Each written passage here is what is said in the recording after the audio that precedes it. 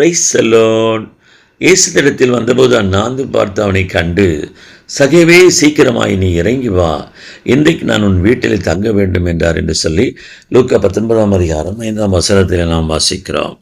இயேசு எப்படிப்பட்டவரோ என்று பார்க்க வந்த ஒரு மனிதனை பார்த்து இயேசு, சீக்கிரம் இறங்கி வா, நான் உன் வீட்டில் தங்க வேண்டும் என்று அவனை அழைக்கிறதை குறித்து பார்க்கும்.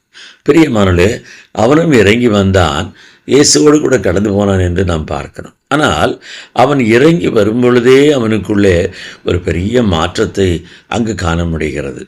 அது என்ன மாற்றம், ஏன் அந்த மாற்றம் உண்டானது என்று பார்க்கும் பொழுது, இயேசு தன் வீட்டிற்கு வர வேண்டும் என்று சொல்லிவிட்டாரே, அவர் என் வீட்டிற்கு வர வேண்டும் என்று சொன்னால் எனக்குள்ளே ஒரு தகுதி வர வேண்டும், என் வீட்டிற்குள்ள ஒரு தகுதி வேண்டும் என்கிற அந்த எண்ணத்தை அவன் அறிந்தபடியினாலே அவன் இறங்கி வரும்பொழுதே இயேசு அவனிடத்தில் எதிர்பார்த்த காரியத்தை அவனுக்குள்ளே ஒரு மாற்றமாக ஏற்படுத்தி கொண்டு அவன் இறங்கி வந்தான்.